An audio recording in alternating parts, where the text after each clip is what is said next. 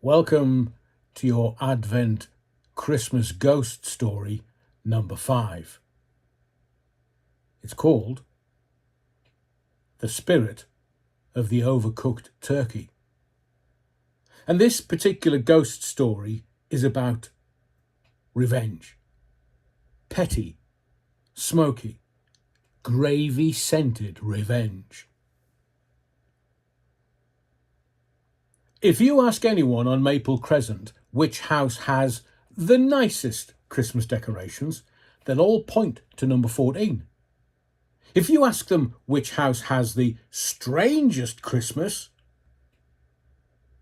you'll get exactly the same answer.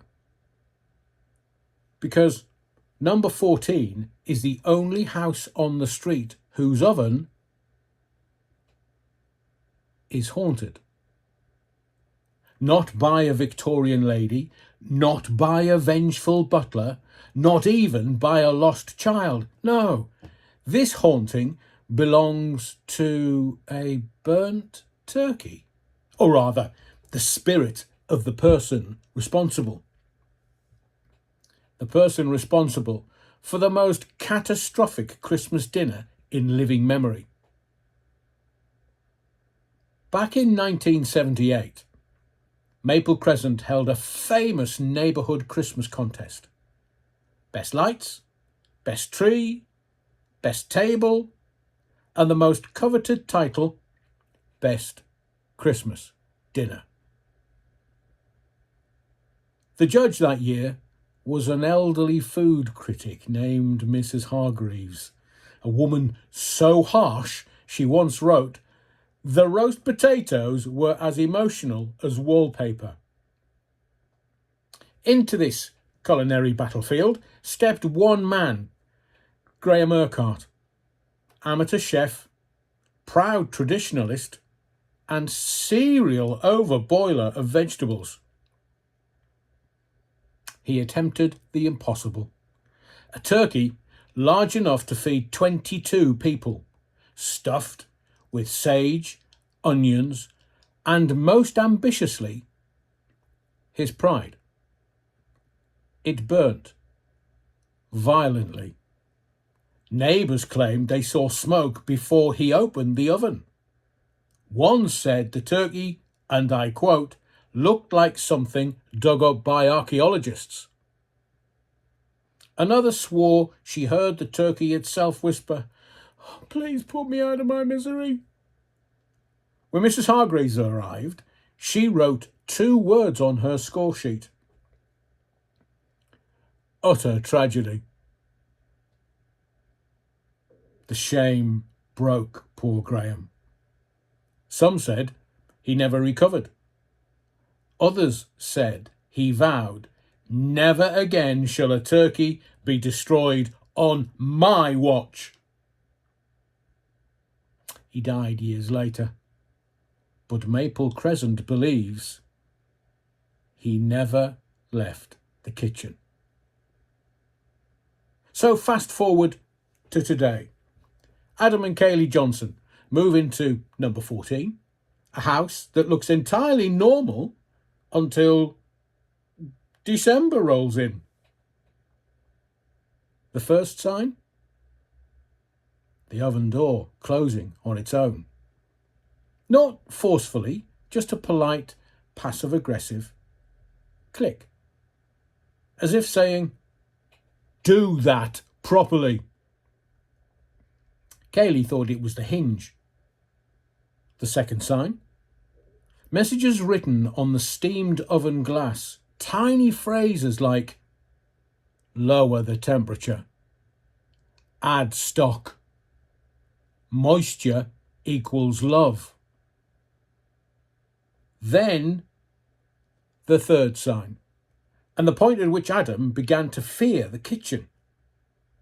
He attempted to preheat the oven. It turned itself off. Then on. Then off again. And faintly, deep inside the metal, they heard what sounded like a sigh. On December 22nd, Adam, stubborn, competitive, and crucially, deeply average at cooking, declared, "I will not be bullied by poultry." He basted. He seasoned. He arranged herbs. He opened the oven. Slam! He opened it again. Slam! Kaylee, half laughing, half terrified, tried diplomacy. "Look, Spirit of Graham, or chef, or whatever you are, we're doing our best." Steam gathered on the oven window, and in a slow, deliberate scrawl, "Are you?" That evening, things intensified. Every time Adam set the timer, it reset to exactly 47 minutes. That was Graham's personal ideal roasting interval. Whenever he seasoned, the salt pot gently moved his hand away as if saying, "No." Alexa blurted out cooking advice from 1970s newspapers, which she did not have access to. And a drawer opened by itself and revealed a perfectly sharpened meat thermometer. Most disturbingly, every time Adam said the word "crispy," the oven let out a long, judgmental beep. Even the dog, Winston, refused to enter the kitchen, choosing instead to lie in the doorway like a furry security guard protecting the family from culinary possession.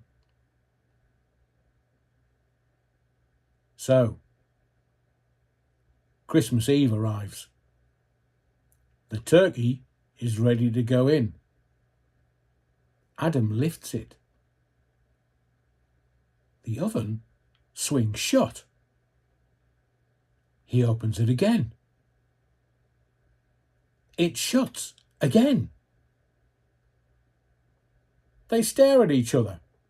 Man versus spirit. Chef versus ghost. Incompetence versus legacy. Finally, Kaylee says, "Oh, look, Graham, if you want to help, help." And then the oven light flicks on. The temperature dial moves by itself, slowly but deliberately. 165 degrees Celsius. Fan, middle shelf, baste every 22 minutes. The Johnsons nod. They follow the instructions exactly. For the next 2 hours, the oven hums contentedly. The kitchen feels warm, almost cozy.